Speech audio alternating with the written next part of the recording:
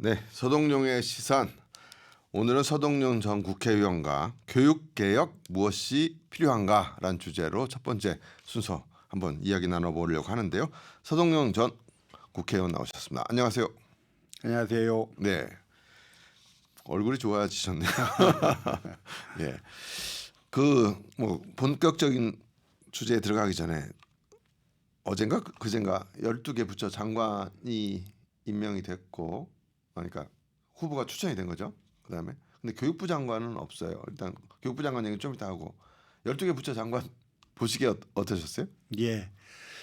일단 그 후보자로 지명된 사람들이 굉장히 다양했어요. 예, 예. 그 스펙트럼이 예. 출신도 다양하고 지역도 다양하고 또 대학도 아주 다양했고요. 네. 이렇게 다양한 구성을 본 적이 있느냐 하는 생각이 좀 들었습니다. 네. 그래서 저는 보기가 아주 좋았고요. 네. 이렇게 다양한 배경과 다양한 철학을 갖고 있는 사람들이 국무회의 석상에서 네. 좀 치열한 토론을 통해서 국가 정책들을 결정하고 의결하고 그러면 참 좋겠다 하는 생각은 아주 일단 긍정적으로 들었습니다. 보셨네요. 예. 그럼 이제 교육부 장관 얘기죠. 교육부 장관은 안 됐고 좀 제가 오늘 우리 의원님하고 얘기 좀 나눠보려고 하마평에 오른 거 뭐 기사를 검색했는데 하마평도 안 나온다. 그래서 그러더라고요. 전혀 뭐 들은 정보 없으시죠? 예. 저도 뭐 거의 없고요. 지금 우리는 이제 교육 정책을 총괄하는 게 교육부가 이제 사회부 총리를 겸하고 있습니다. 그런데 그 2002년도부터요. 정권이 바뀔 때마다 장관이 바뀔 때마다 교육 정책이 바뀌는 거에 문제점을 지적하는 목소리가 많았고 그래서 그걸 해결하기 위해서 국가교육위원회를 두자. 합의제 행정기관으로서 그래서 국가교육위원회를 설치하자라는 주장이 20년간 이어져 오다가 저희가 국회의원 하던 21대 국회에서 국가교육위원회 법을 만들고 드디어 이제 구성이 됐는데 이게 하필 구성은 또 윤석열 들어서 했어요. 근데 아주 뉴라이트 시각을 갖고 있는 사람 무엇보다도 국가교육위원회 같은 기구가 필요 없다고 막 주장했던 사람들을 다 의원을 앉혀놓고 이러면서 생각이 다른 건 그럴 수 있습니다만 그 기구 자체의 필요성을 부정하는 사람들마저도 막 얹혀놓고 이러면서 아주 유명무실해지고 기관이 엉망이 돼버렸거든요. 그래서 지금은 교육부하고 국가교육위원회의 이상을 정립하는 문제부터 다시 좀 그 고민을 시작해야 되는 문제라 아마 그것 때문에 교육부가 조금 더 늦어지고 있는 게 아닌가 싶습니다. 그래요. 그래서 그래도 조금 좀 이름이 나오는 분들 내가 보니까 김영호 교육위원장, 그다음에 차정인 전 부산대 총장, 그다음에 김누리 중앙대 교수. 김누리 교수는 뭐 요즘 방송이나 유튜브에 많이 나오시는 이렇게 3명 정도 되는데 이분들 다 아시죠? 차정인 교수, 차정인 총장 잘 알고요.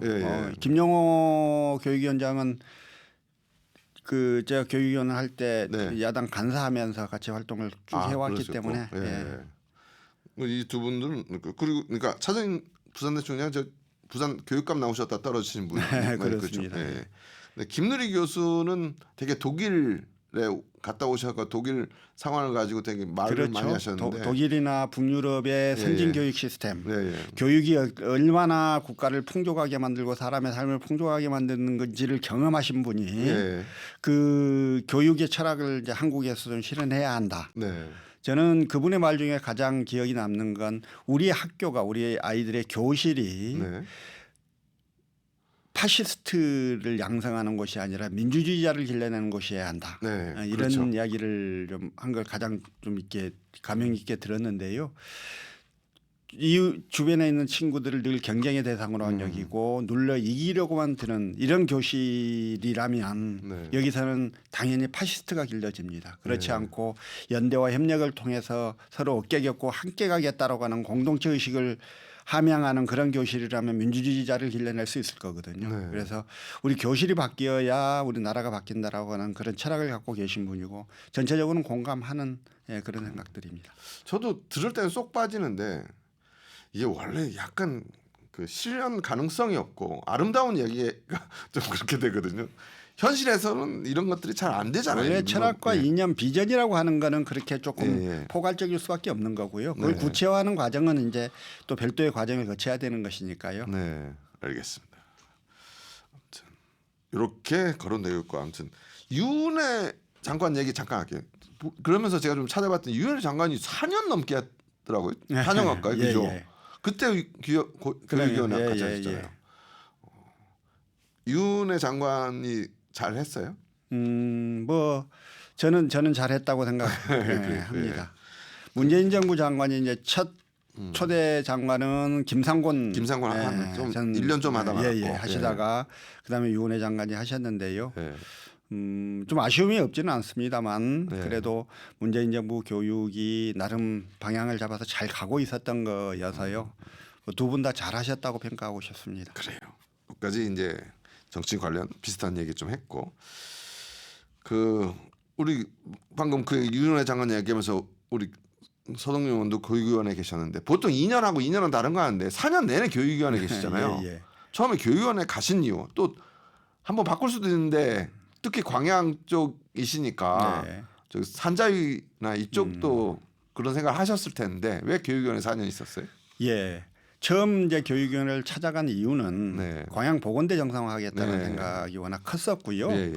그래서 이제 그 교육위를 찾아갔고 결과적으로 광양 보건대를 정상화하는 데는 실패했습니다. 근데 이제 그 국회의원 임기를 마칠 때쯤 좋은 계기가 있었습니다. 근데 그걸 저 아닌 다른 사람의 협조가 필요했던 문제인데 그 협력을 받지 못해서 좀 무산됐던 거가 굉장히 아쉽게 생각하는 대목이고요.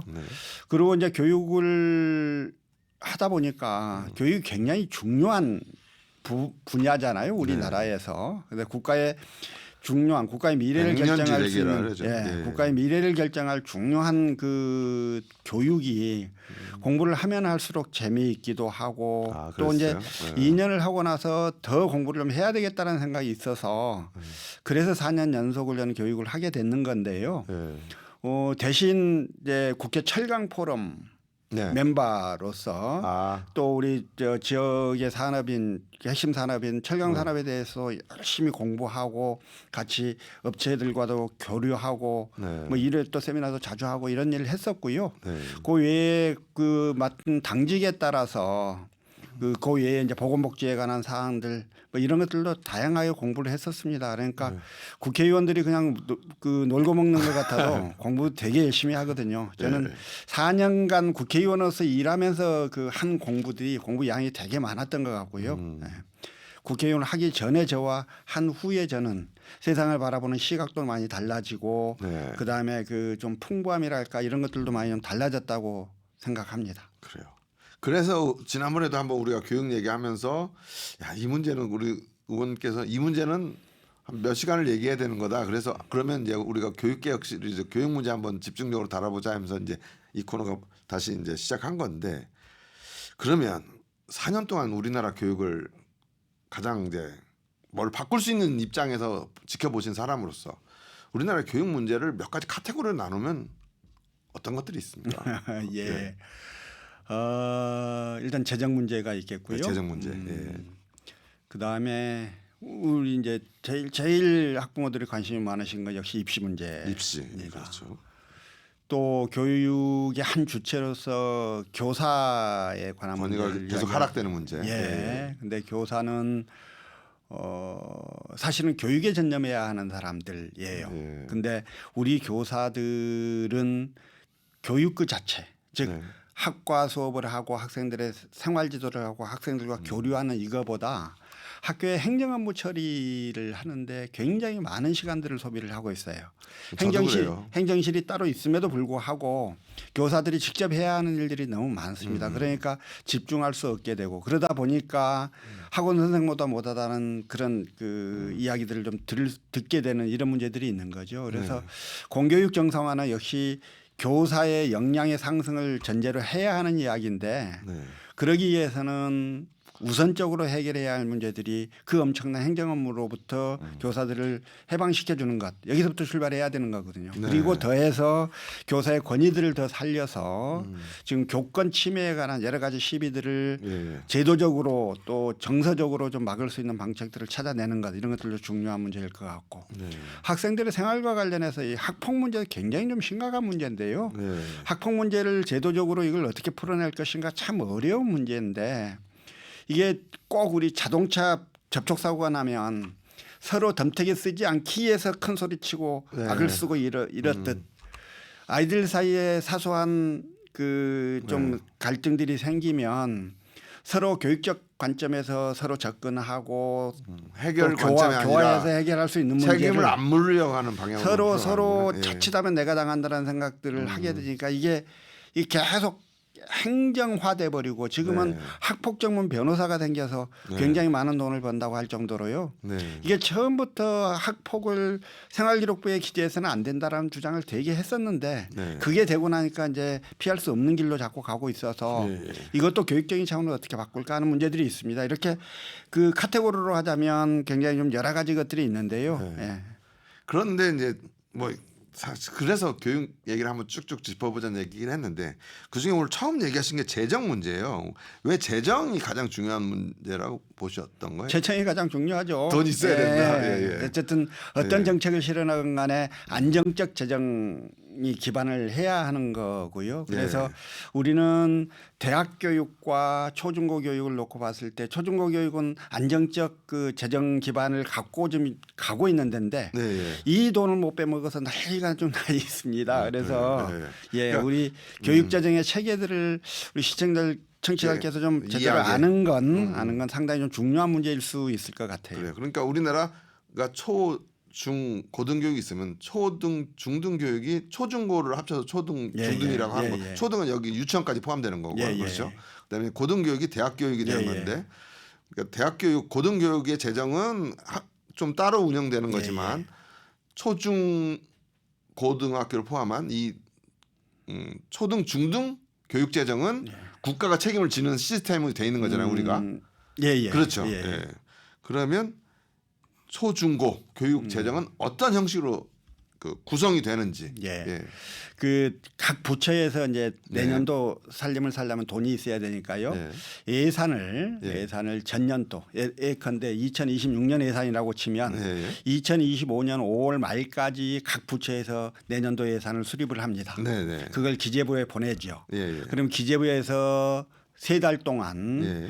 총규모 우리 국가 예산의 총규모들을 고려해서 다 조정을 합니다. 네. 그러고 나서 이걸 국회에 보내고 네. 국회에서 또 9월 1일부터 12월 1일까지 세 달간 예. 깊이 있는 심의를 거쳐서 이제 최종 예산을 확정을 하는데요. 그렇죠. 예. 이렇게 모든 부처의 예산들은 모든 국가의 예산들은 다 기재부가 정부 부처에서는 네. 기재부가 최종 컨트롤을 하는 겁니다. 네. 말하자면 기재부한테 돈을 탔어야 되는 예. 인 거죠. 예. 근데 다른 건 몰라도 교육 재정을 이렇게 내버려 두니까요. 네. 교육 재정이 대통령의 철학에 따라서 또 그 정부에서 기재부가 얼마나 힘이 세느냐에 따라서 예산이 들쭉날쭉하게 돼요.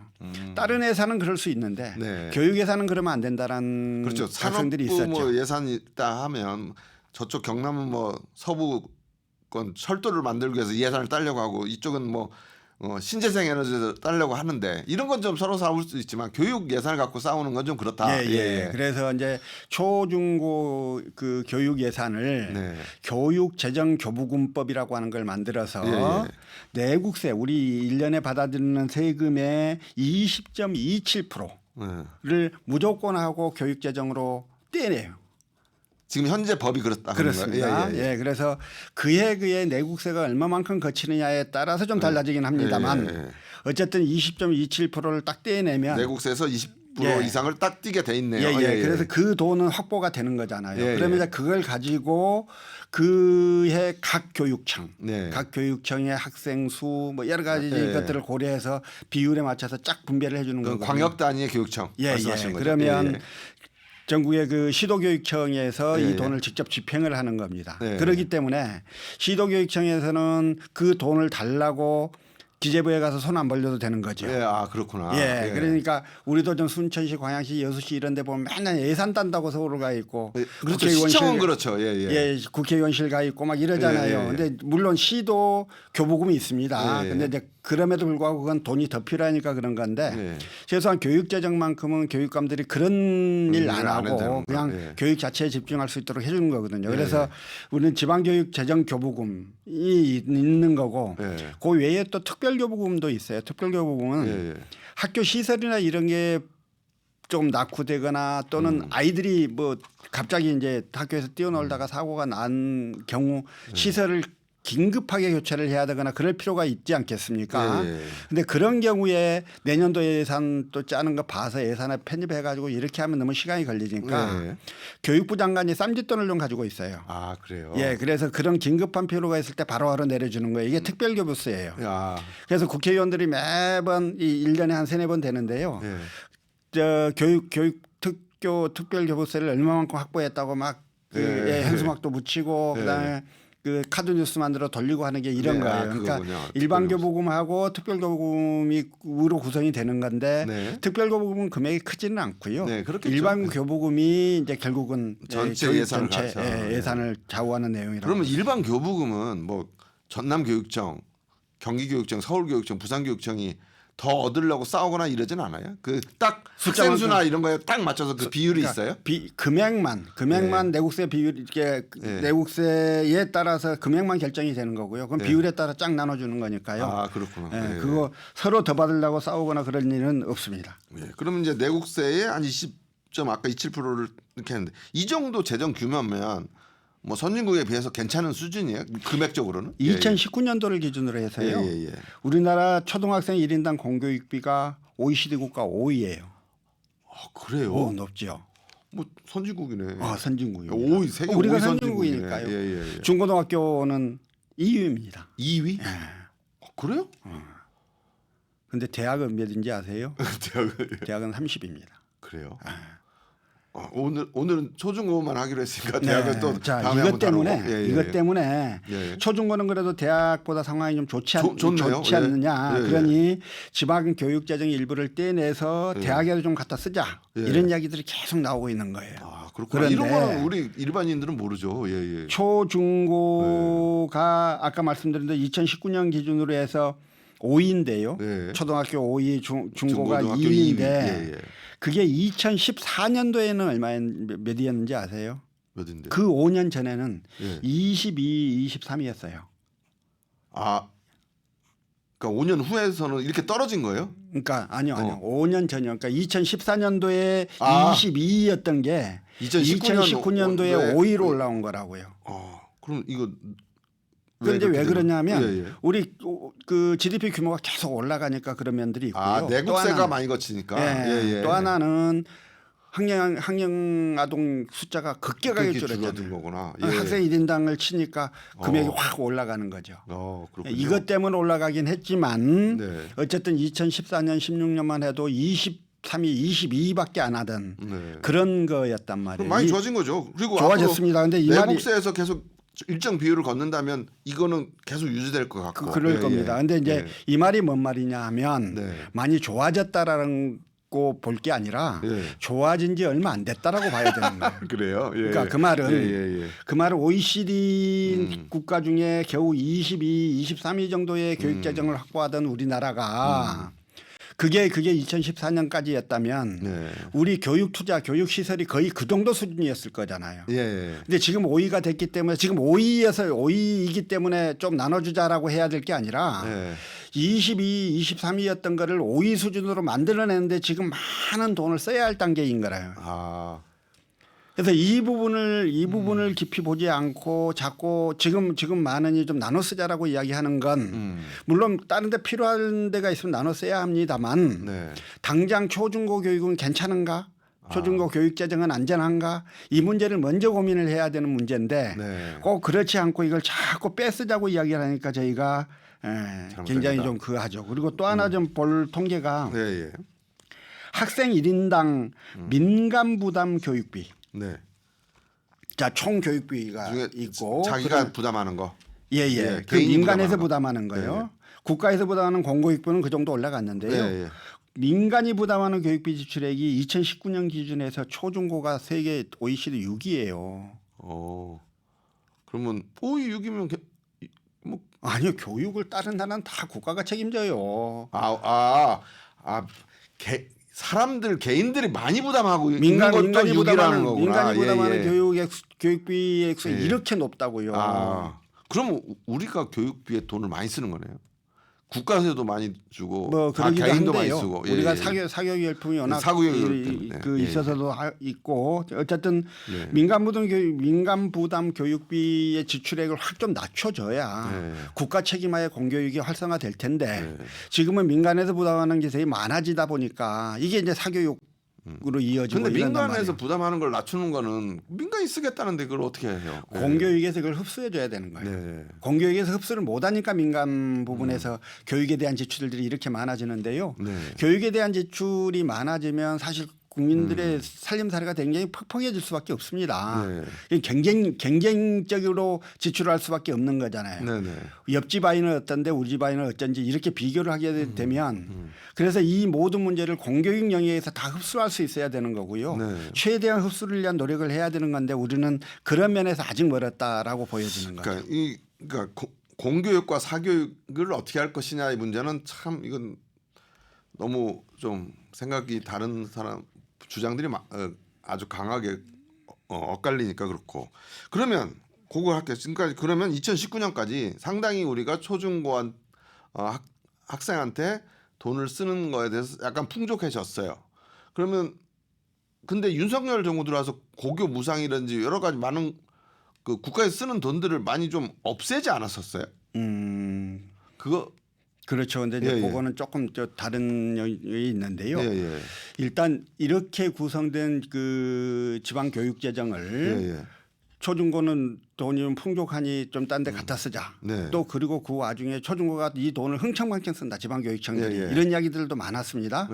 근데 이제 흥청망청 쓴다라고 하는 부분에 대해서도 설명할 부분들이 많기는 합니다만 어쨌든 흥청망청이 아니더라도 돈이 많으니까 가져다 쓰자라고 이야기를 하는데 그러려면 저는 우리 초중고 교육 현실은 어떤가를 먼저 좀 봐야 한다고 봐요. 아까도 말씀드렸지만 2014년까지 23등 하던 사람이 2019년도에 갑자기 5등 됐단 말이에요. 그런데 우리 교육시설은 그러면 여전히 23등 교육시설을 갖고 있다는 이야기예요. SOC라는 시설 같은 거는. 그러면 그래서 여기 계속 돈 투자를 해서 빨리 이걸 정말 5등 수준으로 끌어올려 놔야 하는 건데 지금 5등이니 좀 갖다 쓰자라고 하면 안 된다라는 의미예요. 이제 그런 의미에서 지금 우리 교육 현실이 어쩐지를 좀 보면 제가 이제 그 이후에 그 데이터를 갖고 있지는 않아서 2022년 기준 데이터를 좀 보면요. 학교에 20년 이상 된 냉난방기가 6%가 넘어요. 20년 이상 된 근데 이 냉난방기는요. 냉난방기는 그 교달청에서 정한 내용 연수가 9년이에요. 9년이에요? 20년이 된 게 있어요? 12년생 냉난방기가 36.78%였어요. 이렇게 노후 냉난방비가 굉장히 많았거든요. 그리고 저는 그것도 방송 많이 했는데 아직도 성면 쓰는 그 학교들 많고 이런 것도 아직 성면도요. 지금 우선 유초 중고 특수학교 이 건물들 중에 필수 건물동 이제 교실이 있는 교사동, 급식동, 특별교실 이런 학생들이 직접 일상생활이 이루어지는 걸 그 필수 건물동이라고 하는데요. 이 필수 건물동 중에 40년이 지난 노후 건물 비율이 30%예요. 공립학교가. 사립학교는 19.37%예요. 전남은 38.87%였어요. 야, 사립보다 공립이 더 많네요. 그렇단 말이에요. 그러니까 사립은 이제 자기들이 돈 지어서 하고 또 국가 지원도 많기도 합니다만 사립은 조금 빨리 개수가 되는데 국공립이 상대적으로 늦잖아요. 이런 걸로 보면 또 성면 자재는요. 성면 자재가 있는 면적 비율이 전국에 12%예요. 서울의 유치원은 19%까지 올라가세요. 그러니까 성명 같은 게 왜 해결이 안 되는지 참 이해가 안 되는 부분이고 이런 거 해야 된다고요, 빨리. 알겠습니다. 돈 지금 5등이니까 나눠 쓰자고 그러지 말고 아직 우리 교실은 초중고 교육 재정 그대로 놔둬라. 이게 오늘 핵심이고 그러면 고등 교육 대학 아까 예산 없다고 하셨어. 세계 30이라 그랬잖아요. 그 문제는 또 어떻게 풀어야 돼요? 그거는 그것대로 풀어야 돼요. 예, 그 문제는 다음에 좀 이거를 초중고를 가져다가 거기다 쓰자 이렇게 해서는 안 되는 거고요. 그건 그것대로 써야 돼요. 쉽죠. 예. 근데 이제 다음에 기회 되면 그 교육청들이 왜 돈을 흥청망청 쓰는다고 오해를 받고 있는지 그것도 좀 설명을 드리면 좋겠고요. 그래. 다음 주에 그럼 그 문제하고 그럼 고등교육의 재정은 어떻게 풀어가야 될지 그 얘기 좀 나누죠. 예. 오늘 말씀 감사합니다.